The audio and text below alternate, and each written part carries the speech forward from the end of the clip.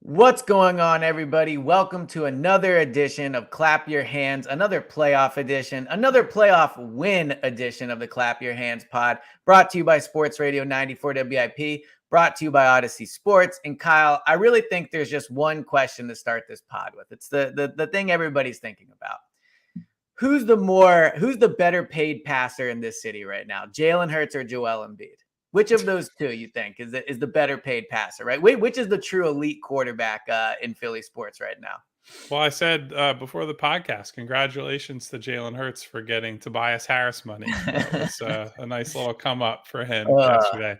That It is is always the always funny crazy. thing about other than quarterbacks, when you look at like big time deals, Yeah, it's like, oh man, what a crazy contract for this guy. And it's like you got like the mid-level exception in the yeah. NBA. It's always very funny. It's got to kill. It's got to kill football players to see that when it happens with the NBA. But they should get a stronger union. So, but Well, that is also they should maybe get better at basketball because most of them think they can be basketball players, and then you yeah. watch them play these like charity games. And there are some of them like I saw To and some charity games and whatnot, and some of those guys are What thing? you can tell they're great athletes, but they're also like 6 feet tall. They're all like point guard size, Right. maxed out, or they're offensive linemen. So you're not going to be like 6'5", 300 doing anything in the Be NBA. like Big Baby Davis or whatever. I think Yeah. AJ Brown tweeted he could come off a bench and score 12 points in an NBA game. I've been around AJ. He is obviously extremely athletic, but you're right that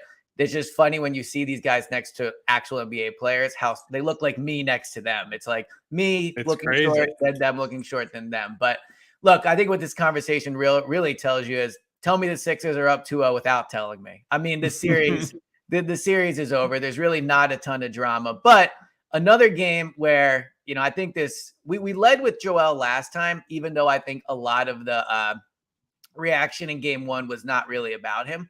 But before we get into Joel more, because I do think he's the headline of the game, just overall game two, what was your reaction to that win? That man, would I feel bad if I'm the Nets coming out of those two games being down 2-0 because I don't think the Sixers have played like an A-level game yet. I do think that game one they had a lot of things go right, but they haven't put together a complete performance yet. Like Harden Mm, struggled yesterday. We'll get into that at some point. But it didn't really matter. Like they yeah, didn't run offense for most of the first half. Doc Rivers is calling a timeout a minute into the second half because they're not following the game plan. Like that's how out of sorts and disjointed they were at times. A lot of crappy turnovers up until that point in the game. And then they basically just ran the same play over and over again. And Brooklyn was so flabbergasted by how easily they got open shots against it that they yeah, had to abandon double teaming Joel at certain points. Like I thought it was really funny. There was a moment in the second half where Joel was just like standing there for 7 seconds waiting for the double team to come yeah, and it never came. And he was like, what the hell's going on here?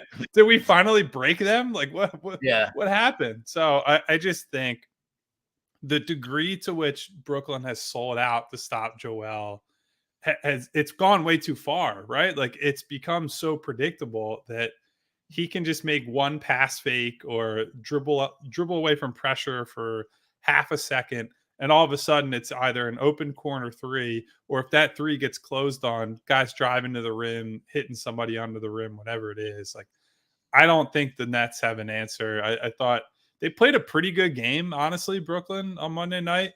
Did some lineup changes. They played more small ball. They spread the floor, all that. And to me, it just seems like the toll of trying to deal with Embiid in the middle of the floor is so significant that basically nothing else matters for them. Yeah, so I thought a couple things off that. One, your point about how the Sixers have kind of so easily solved the Nets' plan for Embiid, I think is impressive. Now, it's not a super complicated plan. They just literally double him as soon as he gets the ball. But we talked about this after game one, and I think it's also true after game two. Let's not overlook the fact that there have been playoff series and there have been moments in the Joel Embiid Sixers era where they're unable to solve that problem, right? Like we would come on this pod and say, hey, Joel, they're just double teaming you. You have to be a better passer out of it, or the Sixers have to space better. Doc, you have to coach better to get them ready for it. it is very clear coming into this series, they knew what to expect and they are very, very ready for it. So I think that's important to note that while it looks simple, and to your point, there are moments where Joel is sitting there and he's just like waiting for them to do it because it's so predictable. We shouldn't just completely gloss over the fact that they have done an excellent job breaking this down and completely taking advantage of it. So that for me is one from last night. But I also think for me last night, and really kind of the arc of this pod, has been like when we started the pod, I would have traded the Sixers roster for the Houston Rockets, right? And you told me to calm down. Maybe that was a bit of an exaggeration, but you also told me, to enjoy the team. So I think throughout this pod, I've been better at just believing in them and enjoying them. But I think last night, to an extent, was another step up for me in realizing I really do trust this Sixers team because they come out and they do a lot of the things that we criticized them for early on. We did this pod. Like, effort wasn't great, sloppy play. Harden looks like he has no investment in the game whatsoever. And there wasn't a second of that game where I thought they were going to lose. In fact, when halftime came and they were only down 5, I tweeted the Nets would feel discouraged by this. The fact that they've played so well and the Sixers have played so poorly and they're only up 5, it showed the talent discrepancy. But I really think the fact that they could come out and play so poorly, I was at the game, so I didn't see the halftime show, but apparently Charles Barkley was ripping into their effort and saying, this is why you don't believe in them. I had the opposite effect. I think last night seeing them, just again, come back, make the comeback, show that they can start slow and come back and win. I thought that was an encouraging sign, even though the opponent's not great. And against the Celtics, that certainly is going to be tougher. But I'm past the days of, at least now being frustrated by lack of effort to start, because it's game 2. It felt like the series was over heading into the game. They came out slow. They rebounded well. They won the game. I don't really think there's a lot there to be worried about in terms of their lack of effort to start the game. Yeah, so I dunked on this guy on Twitter last night who tweeted Nice. at me right before halftime and was like, "Tough night for this team is different crowd, LMAO." Yeah. And so keep in mind they're down like 5 to 7 points at this point. And Yeah. it's like, have you watched this team play this year that you think, or watch the NBA in general, that a 7-point deficit with a couple minutes left in the first half is like some insurmountable, oh my God, the game is over type lead? So I thought that was very funny. Like, people somehow still have not set aside the panicking tendencies of the past.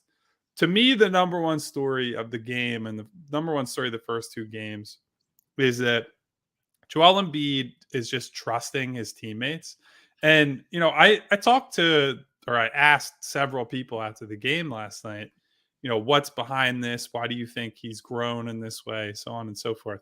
Doug Rivers, very funnily, was like, he's just got better players with him now, which is like a really kind of hilarious dig at like his teammates in the past. I thought Right. was very funny. It is true though. Like, look, they have a better rotation of guys that he trusts. Like, even down to the Jalen McDaniels of the world, more trustworthy on offense than Matisse Thybulle ever was. Like, we can go back and forth about, oh, he showed progress and he had this hot month from deep, but like, nobody gave a shit about what Thybulle did in like January or February or whatever it was. Like, this is, do you trust these guys when it counts? And I think you've seen over and over again that Joel does trust these guys. Now, again, first round, different from the second round, different from the conference finals. And he's going to see different coverages. Not everybody is going to so plainly show him what they're doing, right? And I do think there were possessions in that game where they hit him with well-timed doubles where it wasn't instant. He puts the ball on the floor. Somebody hits him from the weak side. He turns the ball over. He's still got to clean that kind of stuff up. But I think the fact that you're seeing Joel win the games through different ways, he had 19 rebounds last night.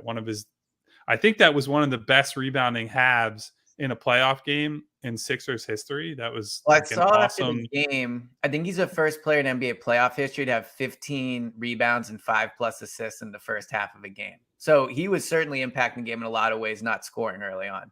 Yeah, and it was funny. Like, a lot of the people who are big Jokic boosters were mocking him for that first half. It's like, bro, if Jokic had an 8-15-5 half, you guys would be fucking falling all over yourselves to be like, what a genius this guy is. And so look, we don't have to go down that road. But the point is, I think the important thing we've seen from this opening 2 games is that Joel is doing the right things at the right times, and he's giving himself up for the team. He's figuring out ways to impact the game, even when the Nets are essentially saying, we'll have anybody but you beat us. Yeah, We're going to do whatever we can to get the ball out of your hands. And he's weaponized that against them. Like he's using pass fakes and using one dribble to get out of pressure. And look, he's been really, really good. He had a lot of turnovers last night, but I do think it was probably misleading. I think a few of those were kind of bullshit, don't really count, last 30 seconds, I kick agree with ball that. type Yeah. stuff. Well, the one dude Like on the Nets stole it from him with like 4 seconds to go. If I was he Joel, had 2 turnovers in the final 30 seconds. So yeah, I'd be like, what the fuck? Like, we can get rid of those. And then there's a third one where he had a kick ball under the basket as the shot clock was expiring. And he was just like, the possession's over. right. So you say 5 turnovers, that's a lot different. And I think people probably will not go that far into looking at the turnovers. But that's why you come to this podcast and my writing to make sure we get the accurate turnover report for Joel Embiid. Exactly. I mean, I hate to be like a watch the game, bro guy, but I think anyone that watched that game saw maybe there were 1 or 2 passes that weren't great, but he was also passing at a much higher clip than he normally does in a game. I mean, every time he gets it, he's doubled in making a pass. So I didn't think turnovers were a problem for him last night. I thought early on, especially, he looked really good passing the ball.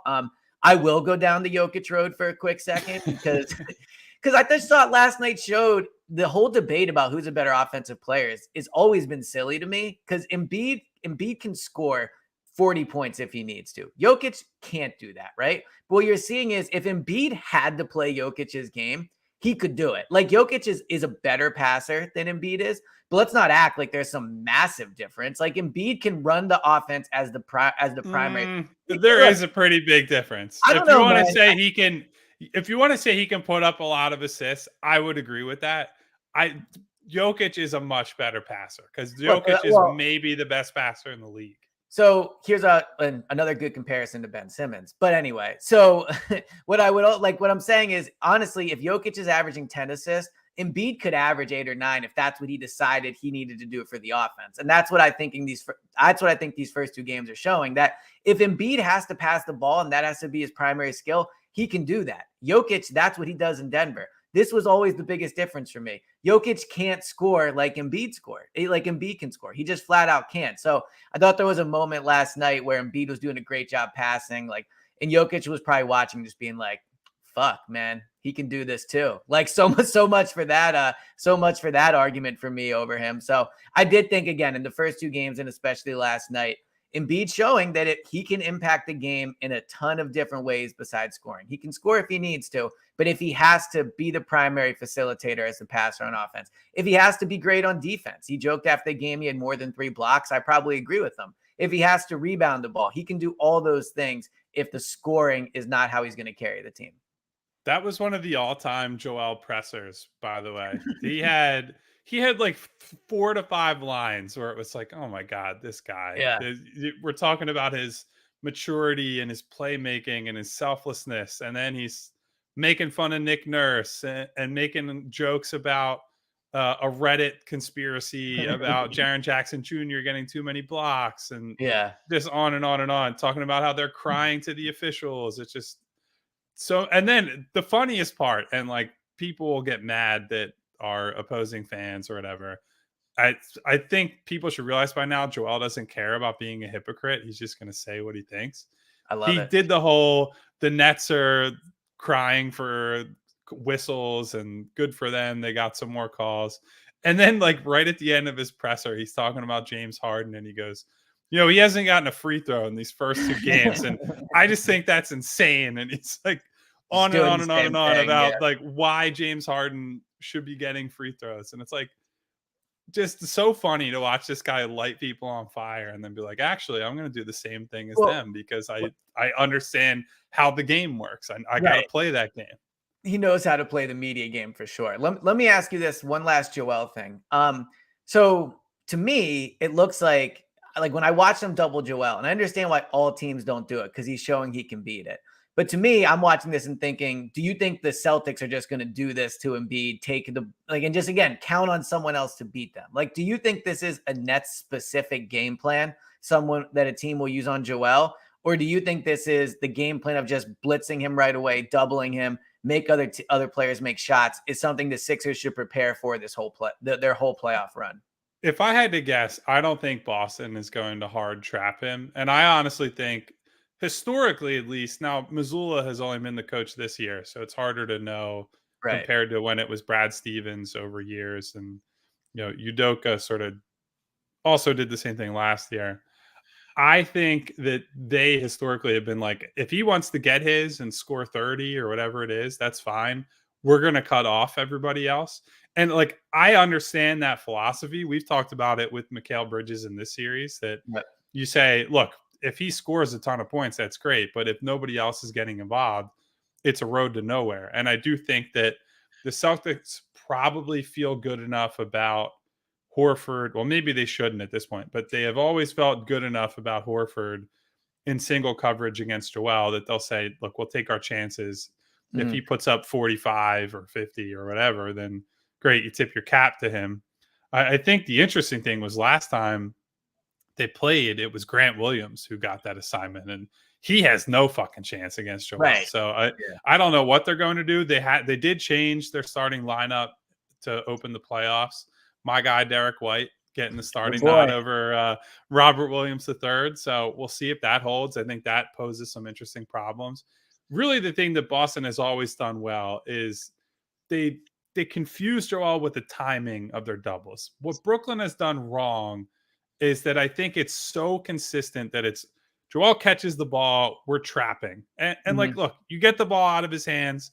That's a success in some ways that he's not able to go to work as a scorer.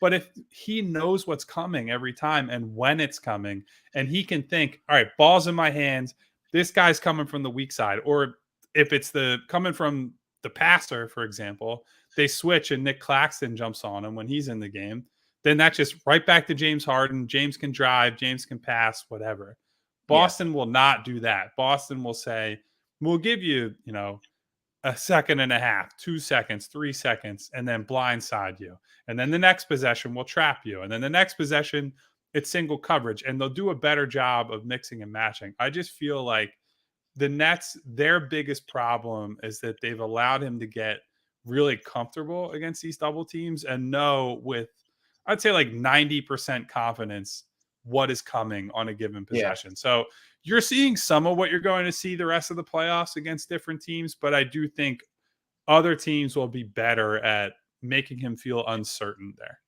Yeah. Wow, I just learned something. That was a good answer. That was more because I was watching the game last night, thinking like, why didn't people just do this to him all year? Just double him. But you're right; they're being extremely predictable in how they're doing it. So it'll be interesting to see once this gets wrapped up in 4 games if the Celtics do it the same way. But to that point, to kind of move on from Joel, so if they are going to double Joel in some capacity, I mean, we'll keep talking about the Nets, but really, let's be honest, we're talking about larger picture here. Harden's going to have to make him pay. Last night, Maxey was the one that did it. What did you think of James Harden last night? Because to me, it just seemed like such a classic frustrating Harden game. He looks disinterested. He's sloppy with the ball. He's not running hard. Early on, I thought he was their main problem when it came to effort and like a lack of flow on offense. But what were your takeaways from Harden's game? My takeaway is that he sucked. He was There it is. terrible. Yeah. um, And that's the pod. Thank you, everybody. yeah, thank you guys for listening and tuning Right. in, and we'll talk in a James day or Harden two. sucks. Yeah. No, look, he was really bad. And I think a lot of this stuff that I mentioned it in passing last podcast, but the inside the arc finishing is just really bad. And that's a concern. I do think there was a moment or two that I thought he looked good where he beat Claxton on a switch, got to the rim, and then he just missed. But like we can only say, oh, he looked good beating him, but then missed at the rim so Yeah. many times without being like, all right, man, but eventually you got to make a fucking layup. Why do Like you you think can't he's just. missing? Do you think it's just bad luck, just like, like a hitter in baseball going through a cold streak? Or do you think this is a larger sign of something that's wrong? Well, I do think you can see the difference between when he goes up hard toward the rim and James putting up these like little push shots Right. where he doesn't look like he's committed to getting there. And it's hard to say whether that's he can't do it or he won't do it. Like, is he trying to sell out for calls? Does he want to highlight? Is he shooting that shot because he knows he's getting hit on the forearm or something? Mm. Or is he doing it because he doesn't want to jump at Nick Claxton or Dorian Finney-Smith or Mikal Bridges or whoever it is, and he's just more comfortable taking a bullshit floater or runner or whatever it is? Like, I mean, I don't know that. He didn't talk after the game last night, so it's hard to know what's going through his mind, what his body is feeling If like. if it is that second one, do you think that's injury related, or do you think that's just where he's at in his game? I I would think it's more mental than physical. Like, you can't come Right. out after game one and be like, body's feeling great, blah blah blah. And then Yeah. all of a sudden things go poorly, and it's like, oh well, actually my Achilles has been bothering me for 4 months or whatever it is. And it's you Right. can't have it both ways. Either you're feeling good or you're not.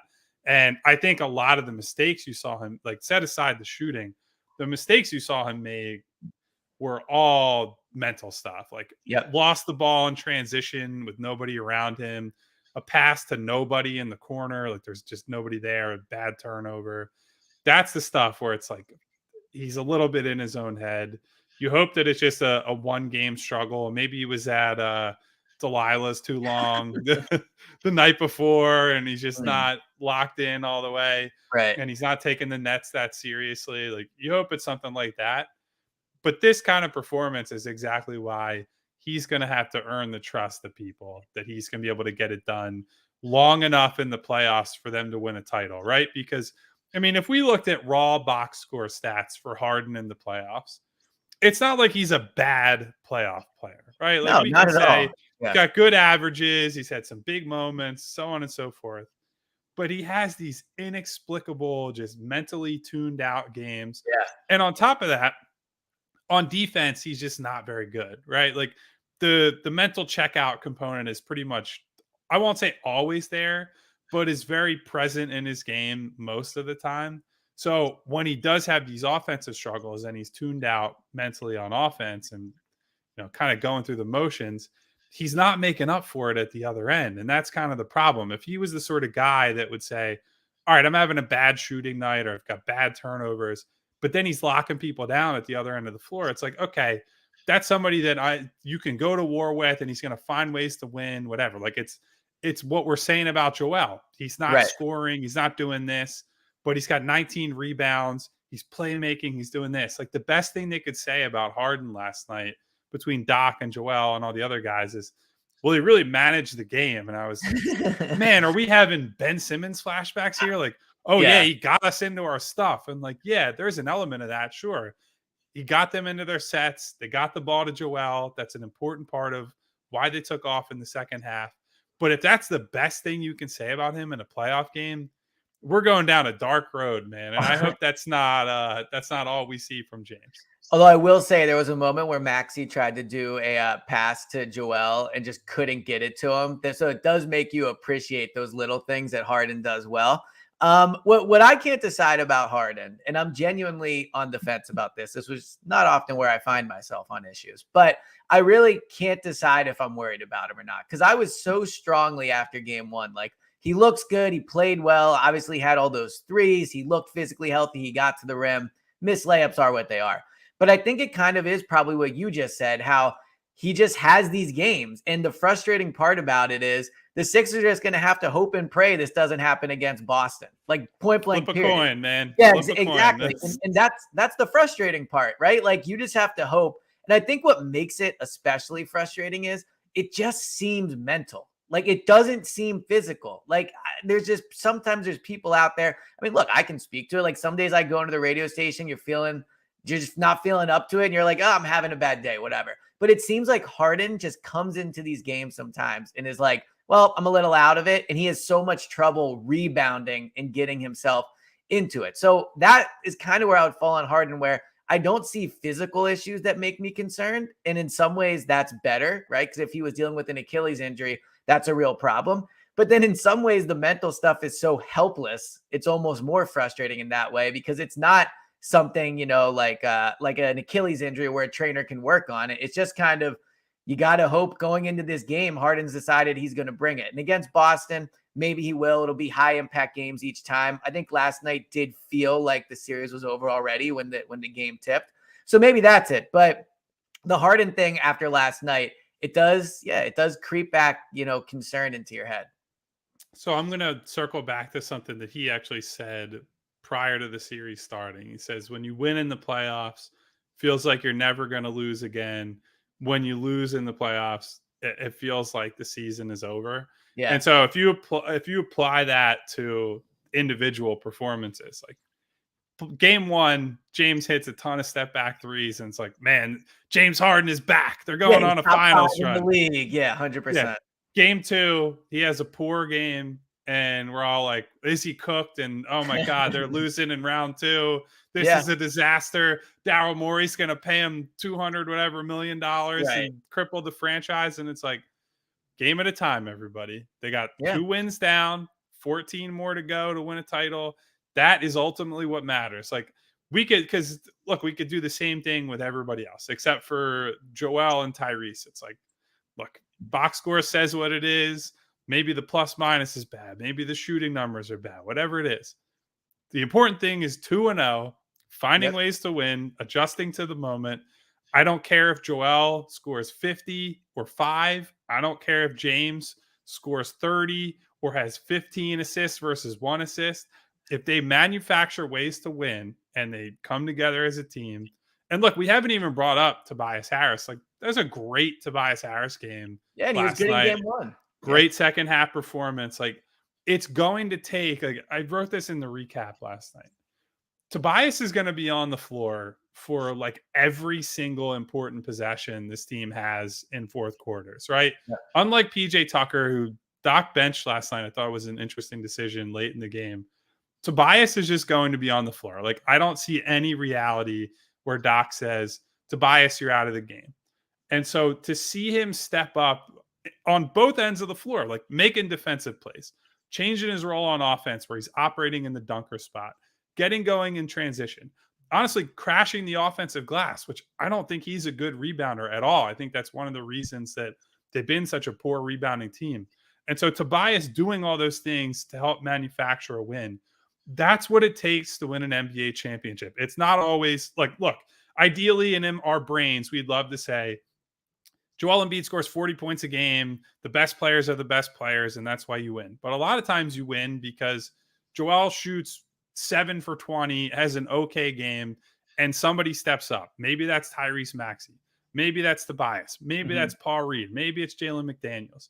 You don't know what a game is going to require on a given night. So I try not to get too lost in James had a bad game, this guy had a good game, whatever it is, and you focus on they all season long have manufactured wins, and they figure out ways to beat different coverages, different teams, different styles, and they just keep marching on. And right now, that's all that matters. Well, and again, this is kind of, it ties back to how like a main takeaway from the game last night was, I just believe in them more than I used to. And I think what you just said is probably why, because all season I've seen them win games where we come on afterwards and it's, Harden wasn't that great, but you know what? Like, man, Melton really stepped up. Or Embiid was only okay, but Paul Reed had the Paul Reed game, and so they were able to win that game, right? So I think that's just such a major difference between this team now and what they used to be. And I think that winning those ways again and again and again has given them confidence that they can. Like in past years, when Joel has struggled and you don't have as much of a track record of seeing them win games anyway, I'm sure even on the bench and in the locker room, there's a feeling of, like Joel doesn't have it. This might not be going well for us. Whereas I do think this year there is a sense, and I really felt it in the stadium last night too. Like there was frustration from fans. It was probably a little quiet to start. But that second half, when they got going, it was unbelievable. Like I don't think fans really ever felt that they were going to lose that game. So yeah, I mean, I agree with you. The manufacturing win things is extremely impressive, and in some ways more important than overreacting to a bad Harden game. The last thing I wanted to talk about with this game, and then I guess we should actually probably get into the leading scorer, Tyrese Maxey, but we talked about the second half, right? I mean, I don't want to call it the most famous timeout of all time because certainly, there's the Chris Webber fake timeout. There's all types of things, right? But when Doc calls that timeout a minute into the third quarter, I'm sitting up there in the nosebleed press box section saying to myself, what is this dude doing? Like, you're wasting a timeout. It's a close game. I probably do have a little bit of football brain there in the way that I'm thinking you might need that timeout later. In football, they're a little more valuable in terms of managing the clock. But I was still like, this feels like a waste. You just talked to them a minute in, 10 minutes ago in the locker room.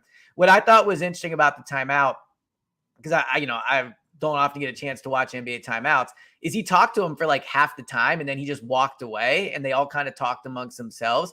You see the video that was on TNT of Doc he's saying, come on, man, a bunch of times. So maybe not the most inspirational quote, Phil. Well, so here, let me comment on that real quick. It's always so funny when people react to what they show in the huddle during a timeout, because they're not showing you anything that was actually relevant to the timeout. 100%. Like, the timeout is not Doc Rivers saying, come on, guys, let's go. That's just what they're able to show without giving away strategy on TV and like censoring F-bombs or whatever else. Like, that is not what an NBA huddle is like. I just want everyone to be clear on that fact. And you're 100% right. But I also think, even let's just live in the fake world where that's all he said. I don't know, man. I thought it was a bad timeout, but they call it, they immediately go on, I think, a 20-5 run or something absurd like that. Clearly, it was a great call, and what he said worked, whatever it was. What we saw, what we didn't see, just yelling, come on, man, at him a bunch of times. Maybe this is a team that he felt just needed an extra little kick, and he didn't like what he saw in the first minute. And I think that if, who's a popular coach? Like, if Nick Sirianni called that a timeout, or, and like the team was great after that, right? Like, people would be like, what a call by Sirianni, how great it is. To me, last night is such a perfect example of people not wanting to give Doc credit. They were losing the game. They come out sloppy in a minute in. He does something somewhat unconventional, calling the timeout a minute in, and they immediately go on a run and win the game. Like, I'm not saying they would have lost if he didn't call that. They were going to win the game either way, but it was clearly a big moment in the game, a big momentum shift, and Doc deserves credit. It's a great example of having a feel for the game, knowing his players, and doing, again, out of the box thing to help the win. I absolutely think he deserves credit, and I thought it was a big moment in the game. So I am already sick of hearing about this fucking timeout, but I just want to say I will actually take up for Doc in the sense that this is a classic Greg Popovich move. Like, he loves team comes out flat or doesn't run a play or whatever in the first minute or two. He's running out there. Get back in the huddle. I'm going to curse every last one of you MFers out. And you should have asked him last night. Would Greg have called that? Would Greg Popovich have called that time? Would Greg that's a chapter right there. But here's what I would say. So the problem coming out of halftime, at least as far as Doc explained it to us, was that they had their halftime talk. They said, this is the problem. This is the solution. This is what we have to run. Okay, let's go get them, all you guys. And then they go out there and they didn't run the play they were supposed to run to start the game. Harden gets torched and Doc is like, be for fucking real, you guys. Yeah. Like, what are you doing? And so I respect it from that sense. Like, he said, I told you to run this play. You didn't run the play. And this is the sort of thing that I think a lot of Doc critics have always wanted from him, right? Like, lay the law down. If they're not doing what they're supposed to be doing, if there's not accountability, if they're not living up to their responsibility to the team, then let them know that. Pull guys, call a timeout, whatever it is. So it's something that appeals more to other people than me. Like, I thought it was a good timeout in the sense that don't mess around. This is a close game. You don't want a 5-point halftime lead to turn into like a 12-point halftime lead or third quarter lead for Brooklyn. And then you start to fall down that, all right, we got to change up what we're doing dramatically. So it was good, but it's not football where timeouts are like the most quintessential thing. Like, there's a reason that Phil Jackson, who's considered the best modern coach, well, I guess it's him and Popovich. We can debate that one. But Phil Jackson, who was the modern standard for coaching for so long, his whole thing was during the regular season, he basically never called timeouts when teams were going on runs because he wanted his players to figure it out on the floor. Now, you get to the playoffs, there's a little more micromanaging and all that, but I think the overall philosophy is sound, and it's why I believe like this comes down to the players. It's all about This wasn't like Doc pulled him into the huddle and all of a sudden it's like, we're going to re-engineer the offense. It was just him saying, this is a reminder that this is very simple and you need to run this play, and that's it. And sometimes the simple stuff is all you need to get on the right track. Yeah, look, I think we're mostly on the same page that head coaches don't matter as much as they're kind of discussed sometimes when it comes to the success of a team in the regular season, but also in the playoffs. I just think last night was a very clear example of like that game was different before the timeout and it was different after the timeout. Whatever was said, whatever, it was clearly a good move by Doc. And I think through 2 games, like, I'm not saying outcoaching the Nets is going to be in his Hall of Fame case one day, but through 2 games, he has, he's gotten Embiid ready. He's gotten the team ready. They come out flat. He calls the timeout. They win the game. It's been an impressive 2 games from Doc. That's all I'm saying. I'm not, like it's hard for him to get credit in this town. I think through 2 games, he's been really good. But the last person I want to talk about, who was no question about it, very good last night, Tyrese Maxey, leading scorer in the game, 33 points. I will never not be impressed by what a good shooter he is. I just simply will never not be impressed. Like every time he shoots it, it floors me how good he is. Like it's one of the most, I covered Jalen Hurts, who jumped from year 1 to year 2 and was unbelievable. Maxey has taken that same leap in his career as a shooter. He'll probably get a similar contract or more money because of it. But last night stepped up, to your point about manufacturing wins, wasn't good in game 1, stepped up, helped him win game 2. What was your takeaway overall from Maxey? Yeah, I mean, to that point about his shooting, there was a moment in the first half where he hit a corner 3 where he's on the move, fading into the corner, basically falling out of bounds as he catches it, and off balance, somehow squares his shoulders, knocks down a 3. And I said to Rich Hoffman as it's happening, I was like, for how difficult that shot is, it's unbelievable how much confidence I have that he's going to make that. And the transformation he's undergone as a shooter, it's not just that he's a great shooter now, it's that he came into the league and was not willing to take a lot of these shots. It's a lot of like, they had to coax him into, or at least it felt like this. Maybe there's more than we know. And the coaching staff was like, we don't want you taking threes and you got to prove it and this and that. And he's alluded to like, he did have to work his way up the totem pole in order to get more leeway as a shooter. But like, even still, there were open shot opportunities that I know the coaches would have wanted him to take that he just wouldn't take as a rookie. And so to see him grow from there to be a guy you just simply cannot leave open. Like it is not an option to say, we're going to let Tyrese Maxey try to beat us, because he will beat you. Like it is not, he might beat you. He will beat you. He's going to make open shots. And like, that is sort of the problem with the configuration on defense the Nets have. You go back and watch the tape, there are a lot of possessions where he's just standing there in the corner open or standing on the wing open. And it's like, you're going to leave him one pass away or a skip pass away wide open. This guy has consistently been one of the best shooters in the league for like almost 2 years now, at least like a year and a half, I would say. So for him to get to that level has been such a huge development for this team. It has essentially rendered those conversations about should Melton start, should Tyrese come off the bench, they're all meaningless, because you cannot take that level of shooter off the floor. Like the transformation that has on the offense, both in the half court and transition, is just so significant. And like, he should be honestly really proud of the progress that he's made, because I mean, that kid's going to make a ton of money and he is capable of these games. Like I said at some point on Press Row last night, I was like, it just feels like a Tyrese avalanche is coming at some point. Just one of those games where he's in a groove, he's hitting these tough shots. And so to see him hit all kinds of different shots on relocations, off the dribble, just standstill threes, where those are just practice shots for him.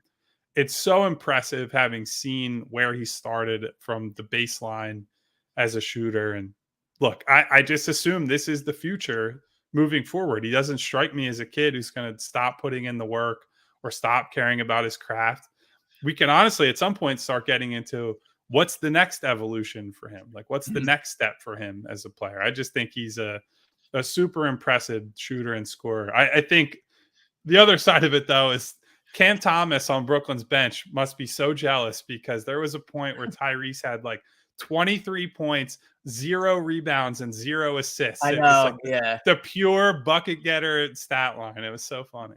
Man, and this is going to sound corny, but I really firmly believe this. There is something about Tyrese in front of the Philly crowd, too. Like, I've seen him do it enough where it really does feel like when the crowd is going, Tyrese, like, builds off that and he takes it to another level. He just does. Like, Joel's awesome. Joel is an unbelievable talent. Obviously, Harden is too. I've covered enough Sixers home games now where I can just tell, to your point about the Avalanche, Tyrese truly does embrace like that. Oh, the crowd's going, like I'm going to get him going even more. And then when they're going, he'll come down the court and he'll do the heat check and he'll make 2 threes and that, like it'll explode. Like it's just a very unique thing that I've seen in my experience cover of the games I've covered. I don't know if it's like that on the road. I'm not at the road games, but it just seems like at home, Tyrese can be a next level player because, and I think some athletes just have it and some don't. He seems to have it in him of like, the moment's big. This is my chance to do something exciting and get everybody cheer. All right, I'm going to go do that. And I think it is a special quality in him. When you talk about his next step, look, I don't think he's going to grow 4 inches and put on 40 pounds. Like he's always going to be undersized. And I've compared him to Lou Williams. I don't mean that in an insulting way. It's just he reminds me of him in like his stature and his ability to just score and be a bucket getter and all those things. So I don't know what his next step is, but I do think that like his personality and his just complete willingness to like rise to the moment when you can feel it in the arena is definitely a special quality. He can shoot, he's fast, all those things, but it does also feel like he has in him somewhere the ability to be that guy. Maybe that's it, and maybe that is his next step. Well, and I do think there's, if you're talking about the relationship between him and the fans, I do think there's some of that same dynamic with Jalen Hurts, right? Where people Yeah. could see early on that he was talented, but clearly had work to do, like was not the finished product. And, there's reasonable skepticism about how good he was going to be. But they had always heard he's a hard worker. And then you see that hard work turn into results, and it like naturally builds that trust, that faith, that like love for the athlete that is different than, Mhm. like signing a free agent who's just very good, or Right. drafting a guy, top 5, top 10 in a draft, and that guy's as good as you expected. To see somebody be kind of a developmental success story, those guys endear themselves in a way that I think it's hard for like the superstar star level guys to do. Now, obviously, Jalen coming off a MVP caliber season, he is now in that star Yeah. superstar category. But that was an ascent to that level. That was not like he did not arrive with those expectations. We're talking about using him as a wildcat guy when he comes in, or he's battling just to be on the field at all. And so I think Tyrese's story is very similar, where he comes in, it's like, oh, wow, this guy fell in the draft who's a good talent, but's got a lot to work on. And not only has he improved on some of his weaknesses, I mean, he's far exceeded any kind of expectations I think people could have had for him when he was drafted. And I think that plays into, the Well, love that he gets from the fans. and I think another similarity between the two is they've improved at things that you're not supposed to be able to improve at, right? Like in football, if your accuracy is a problem, generally coming out of the draft, they discuss that as, I don't know if you can fix that. Like there's a reason the Josh Allen thing was such an anomaly. In shooting, I mean, you could speak to this more. I guess you can improve as a shooter, but I didn't think you could go from being like an okay shooter to being what Maxi is. Like it feels like the specific things that they've really improved on are unique in that regard in terms of their ability to go from being just okay at them, and frankly, in Hurts's case, maybe not even okay, to now being elite. Like Hurts is an elite accuracy guy, and Maxi is clearly an elite 3-point shooter. Yeah, I mean, you can definitely improve as a shooter. It's one of the reasons that people pay more attention, or scouts pay more attention to free throw numbers compared to college 3-point numbers, because it's the underlying like, okay, mechanics are good. He's a consistent free throw guy. We can work with that and build out to the 3-point line.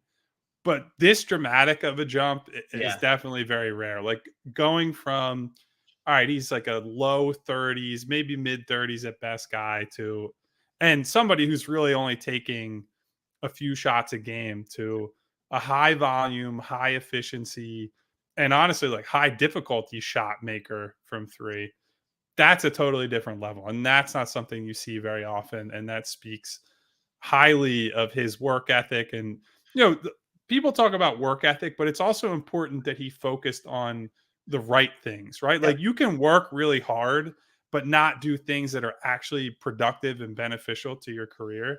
I think he clearly had the right people around him and he identified the right things to say, this is what I need to work on the most and get better at to be, like an everyday starter type player for this team. And now he took that role and he ran with it. So, kudos to him and everybody who's worked with him on getting better. Well, I think to kind of bring it full circle, we could agree that in addition to the timeout by Doc, the development of Maxey, another big move by Doc to turn this team into. Wait, on that front, speaking of, so Sam Cassell walked through the media room Yeah. last night as Tyrese is giving his press conference and was yelling, "My protege, Yep. Tyrese Maxey," and was just so excited. And Well, that had to be fuel for all the Cassell should be the head coach people. But as someone that watched Shane Steichen stump for a head coaching job for basically an entire calendar year, you cannot tell me Sam Cassell didn't stand out when the media is going. And when he's saying my protege, he's basically being like, hey, everybody, I'm the reason that guy's good. Just a quick heads up in case anybody wasn't aware. So I always appreciate some good self-promotion. So nice job by Sam Cassell there. But all right, so they're up 2-0. Kyle goes to Brooklyn now. So that'll be fun, I'm sure, for you. Get a chance to be in the city. You get some actual things in your house now. Every time I see you, there's less things behind you. So hopefully you'll be in a nice big hotel room with lots of stuff. And they'll try to go up 3-0. And according to you, the series should be over at that point. So hopefully, after they go up 3-0, this thing is just this thing's in the bag and done.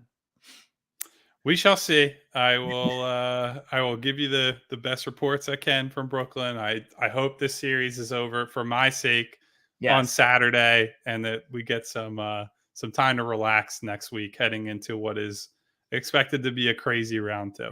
And yes, exactly. Start to preview the Boston series. So, all right. Thank you to everybody for listening. If you're still listening at this point, please hit that auto download button. You get all the episodes first. You get them as soon as they come out.